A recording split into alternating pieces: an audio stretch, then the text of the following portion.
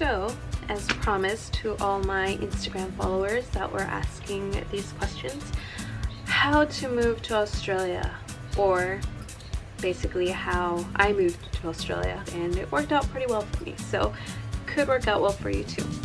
Number one is apply for your working holiday visa. My fellow Americans, you guys will need subclass 462 visa, and this means that you can only stay here for a year unless you get sponsored, which is what I did, and you can't do farm work to extend it into 2 years, which a lot of countries can.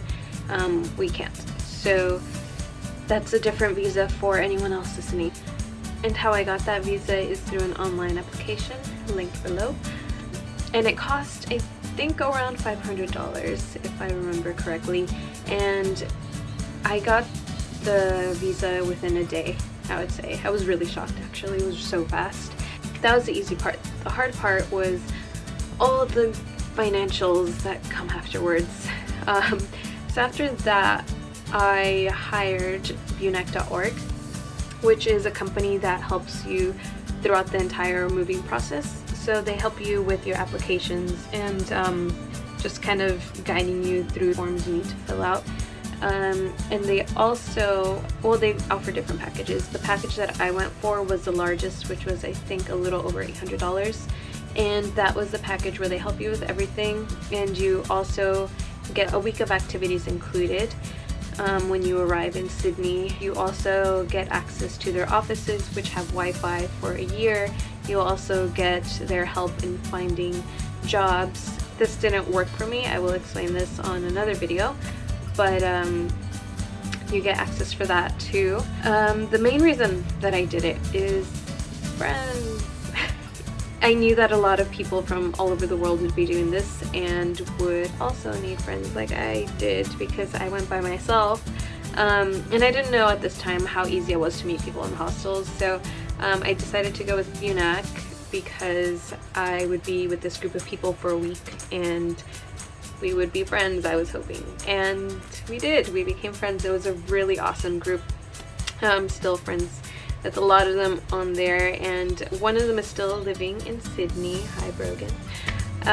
But a lot of people took off in different groups to explore new cities. Some of them stayed here, some of them left a little earlier, some of them finished off their year, some of them did farm work. So it just you just get to meet a lot of people with a lot of cool backgrounds and stories and goals, so it's really fun. So back to the technical stuff. What do you need to send to Bunac once you have your visa? The first thing is showing them proof of 5,000 Australian dollars in your bank account, which hurt my soul.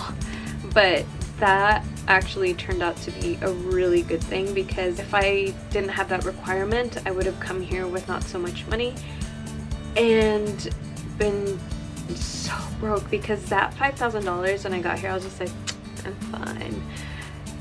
It was not fine. It went so fast. Australia, or not even Australia, I guess Sydney is so expensive, so my money disappeared instantly, it felt like. So be sure to save up before you move. Second, what you need to do in addition to the 5,000 Australian dollars is you need to either send them your flight confirmation of a round-trip flight, so wherever you're coming from to Australia and back. And if you don't know when you're going to come back, which I didn't, you can send them an additional $1,100 to show that you can buy a return plane ticket if need be, in addition to the 5,000. The third lump sum payment was travel insurance. So you need to have travel insurance during your time here with your working holiday visa, which didn't turn out bad at all. I'm paying way more now than I did for this.